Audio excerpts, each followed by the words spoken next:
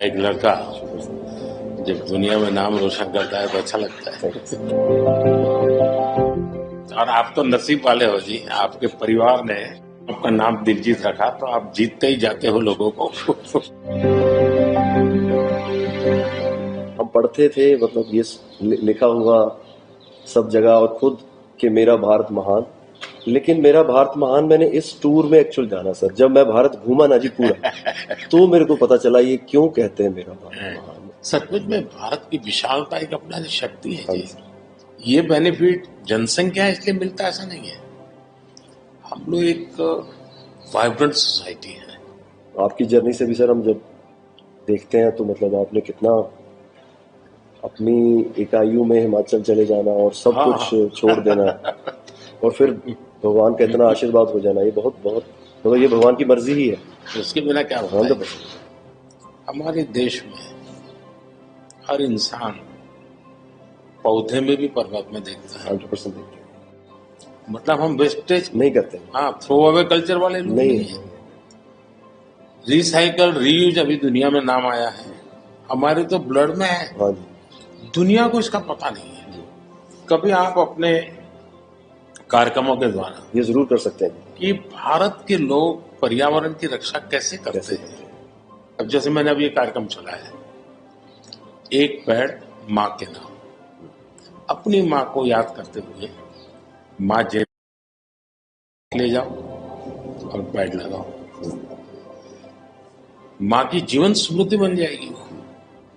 और माँ जिंदा नहीं है तो फोटो लेकर के जाओ, लेकिन माँ को कहो माँ तुम्हारे लिए पेड़। तो अपनी माँ जिसने हमें जन्म दिया और ये धरती माता जो जीवन देती है, दोनों को हम एक प्रकार से आज करोड़ों लोग ये काम कर रहे हैं। हाँ।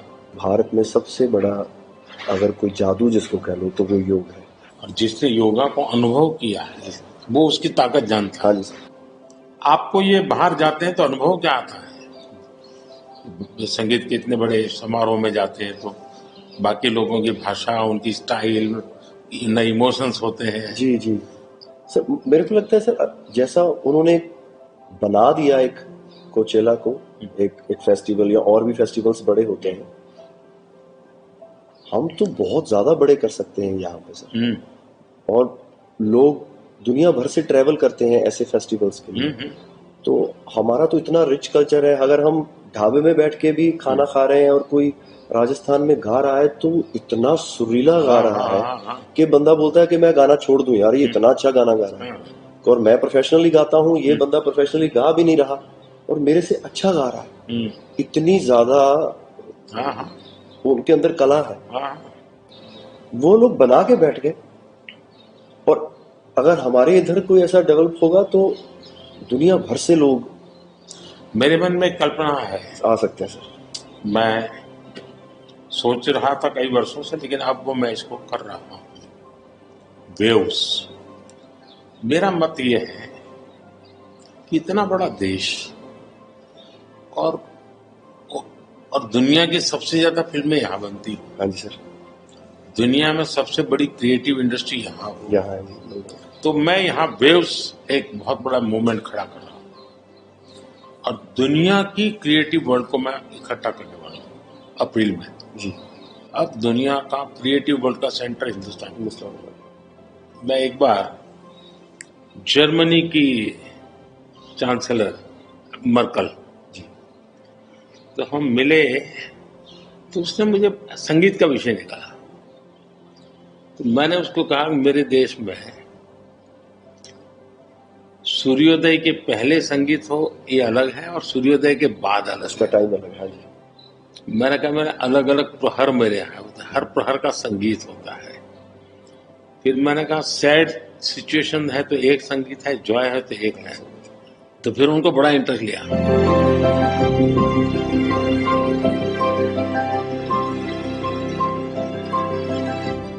मैं सचमुच में साहबजादों का जो बलिदान जी सर, लेकिन सिख परंपरा ने उसको जिस प्रकार से निभाया जी, अद्भुत है। मैं तो पंजाब में रहा हूँ तो मुझे मालूम है, माता गुजरी और 7 दिन तक लोग सोते नहीं थे, सच्ची सच्ची जमीन पे सोते हैं। मुझे खुद को बड़ा इमोशनल अपील करता था। हाँ जी, तो फिर मैंने यहाँ आकर के 26 दिसंबर को हाँ जी, वीर बाल दिवस मनाता हूँ, और मैं देश के हर बच्चा को चाहता हूँ कि वो समझे कि कैसे वीरता होती थी, जी सर, आस्था क्या होती थी।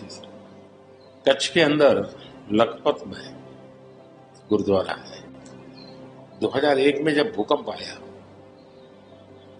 तो उसको काफी नुकसान हुआ गुरुद्वारा को।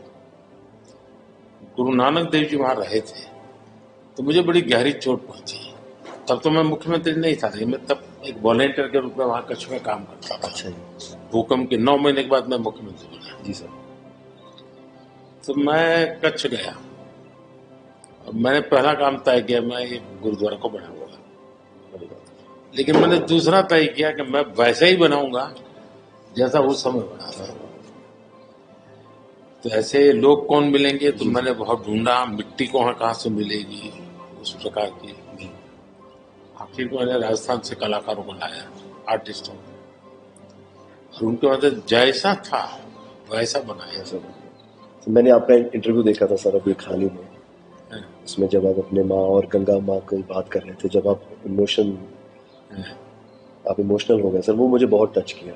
मतलब वो एक हमारे लिए आप प्रधानमंत्री एक बहुत बड़ा पद है, तो हम शायद एक जो उसके पीछे एक माँ और बेटा और इंसान है, वो कई बार वो निकल जाता है, भूल जाता है, क्योंकि एक ओहदा बहुत बड़ा है। लेकिन वो जब आप अपने माँ को लेके और गंगा मैया को लेके, वो जो आपका वो दिल भरा, वो टच होता है, पता चलता है कि ये एक्चुअली ये दिल से बात निकली है, तभी दिल तक गई। सर ये हमने इंडिया की तरफ से ये पहला सबसे बिगेस्ट टूर हुआ है कि हमने जितने जितने देशों में शोज किए, पहली बार स्टेडियम शोज किए सर हमने। ये इस साल जैसे टूर कल्चर हमारे कम था, हमारे अहमदाबाद में कहाँ किया आपने? गिफ्ट सिटी में? हाँ जी, हाँ जी, अच्छा। हाँ जी सर, तो गिफ्ट सिटी भी एक मेरा बड़ा ड्रीम प्रोजेक्ट। हाँ जी सर, हमने सबने हमको बताया सर, हमने जलेबी फाफड़ा भी खाया और सबने बताया। सबसे बड़ी बात है, मैं आपकी तारीफ करने के लिए नहीं कह रहा हूं, इस शोहरत को पहचाना। और मैं आपके व्यवहार से देखता हूं, लोगों से सुनता हूं कभी कभी, तो मुझे लगता है कि आपके माता पिता के संस्कार का हो या गुरु की कृपा का हो, आपने सारी चीजों को पचाया है, उछल नहीं पड़े।